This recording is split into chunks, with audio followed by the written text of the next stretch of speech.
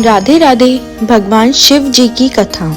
बहुत समय पूर्व दुर्वासा नाम एक बुद्धिमान ऋषि थे।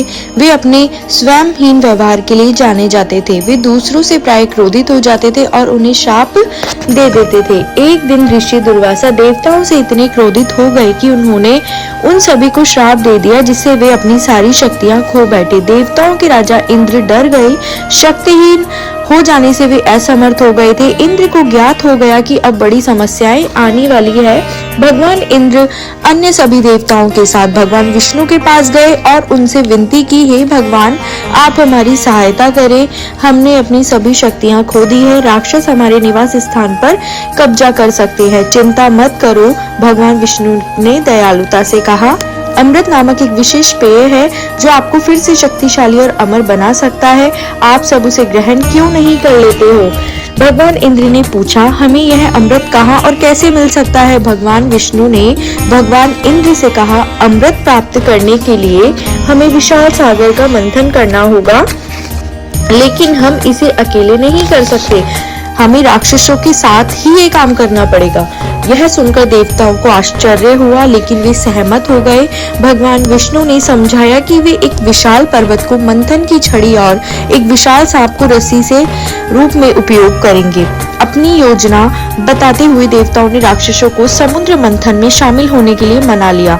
जब देवताओं तथा राक्षसों ने पहाड़ और सांप के साथ समुद्र का मंथन किया तो अद्भुत चीजें प्राप्त होने लगी। सबसे पहले कामधेनु नामक एक पवित्र गाय प्रकट हुई, उसके बाद कल्पवृक्ष नामक एक पवित्र वृक्ष और फिर दिव्य चिकित्सक धन्वंतरी। इस प्रकार एक ही करके समुद्र से अनेक उपहार प्राप्त हुए।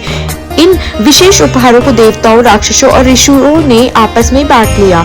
समुद्र मंथन से हलाहल नामक घातक विष भी उत्पन्न हुआ। यह विष इतना गर्म एवं खतरनाक था कि इससे देवता और राक्षस दोनों ही डर गए। उन सभी ने भगवान शिव से प्रार्थना की, हे महादेव, कृपया हमें इस विष से बचाएं। यहाँ बहुत गर्मी और हम जल्द ही नष्ट हो जाएंगे।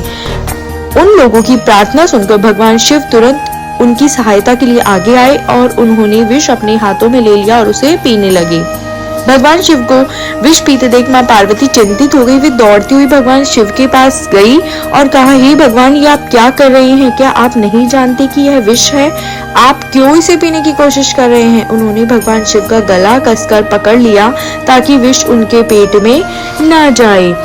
इसके फलस्वरूप विष भगवान शिव के गले में ही रह गया, जिससे उनका कंठ नीला हो गया। इसी कारण उन्हें नीलकंठ नाम दिया गया। आपको और भी कहानियां सुननी हो तो कृपया मुझे कमेंट करके जरूर बताएं कि आपको कौन सी कहानी सुननी है।